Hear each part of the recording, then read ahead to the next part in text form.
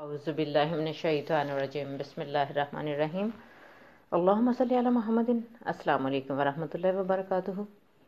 نبی اکرم صلی اللہ علیہ وآلہ وسلم کی بہت ہی پیاری سی حدیث آپ سے شیئر کرتی ہوں۔ جب بھی گھر سے باہر نکلیں یا گھر میں آئیں باہر سے تو یہ دعا پڑھیں۔ ایک دن رسول اللہ صلی اللہ علیہ وآلہ وسلم نے حضرت سلمان فارسی رضی اللہ عنہ کو بلا کر فرمایا، اللہ تعالیٰ کا نبی چاہتا ہے کہ تمہیں رحمان کی طرف سے عطا کیے ہوئے کلمات کا تحفہ دے، تم انہیں رغبت و شوق کے ساتھ دن میں یا رات میں پڑھا کرو اور ان کے ساتھ دعا مانگا کرو، اور پھر مذکورہ بالا کلمات تعلیم فرمائے۔ گھر میں داخل ہونے اور گھر سے نکلنے وقت کی دعا۔ گھر میں داخل ہو یا گھر سے نکلے تو یہ دعا پڑھیں اور پھر گھر والوں کو سلام کریں۔ اللہم انی اسألک خیر المولد و خیر المخرج، بسم اللہ ولجنا و بسم اللہ خرجنا وعلی اللہ توکلنا۔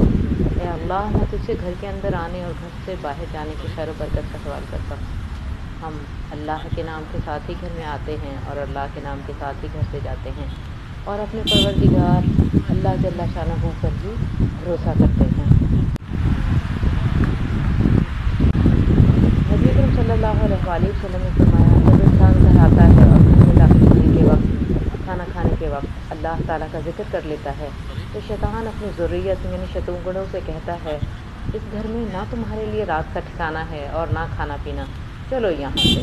اور جو شخص گھر میں داخل ہوتے وقت اللہ کا ذکر نہیں کرتا تو شیطان اپنی ذریت سے کہتا ہے، آؤ آؤ، رات کا ٹھکانہ بھی تمہیں مل گیا اور کھانا بھی، اسی گھر میں ڈیرے ڈال لو۔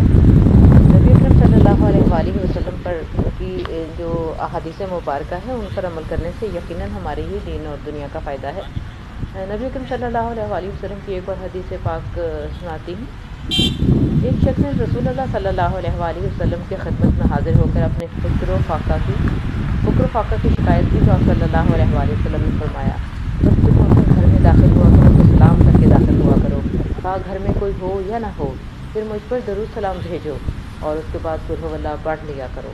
اس شخص نے اس پر عمل کرنا شروع کیا، اللہ تعالیٰ نے اس کو اتنا مالا مال کر دیا کہ اس نے نہ صرف اپنے اہل و عیال کی بلکہ اپنے پڑوسیوں اور رشتہ داروں کی بھی خبر گیری کی اور ثواب دارین حاصل کیا۔ اسی لیے حدیث میں گھر میں آنے اور جانے کے وقت سلام کرنے کی بڑی فضیلت آئی ہے، اور قرآن عظیم میں بھی یہی حکم دیا گیا ہے۔ تو نبی اکرم صلی اللہ علیہ وآلہ وسلم کی جو بھی حدیث مبارکہ ہیں، بے شک وہ ہمارے لیے دین اور دنیا کے لیے کثیر فوائد رکھتے ہیں، خواہ ہمیں وہ فوائد وقتی طور پر نظر آئیں نہ آئیں، لیکن اس میں ہمارا چاہتا کیا ہے، گھر سے ہم نے جانا بھی ہے، گھر میں آنا بھی ہے، تو کیوں نہ اس طریقے سے جائیں اور وہ ذکر کرتے ہوئے جائیں، وہ الفاظ کہتے ہوئے جائیں جو نبی اکرم صلی اللہ علیہ وآلہ وسلم نے فرمائے ہیں۔ اللہم انی اسألک خیر المولد و خیر المخرج، بسم اللہ ولجنا و بسم اللہ خرجنا وعلی اللہ ربنا توکلنا۔ اپنی دعاؤں میں یاد رکھیے، اجازت چاہوں گی۔ السلام علیکم۔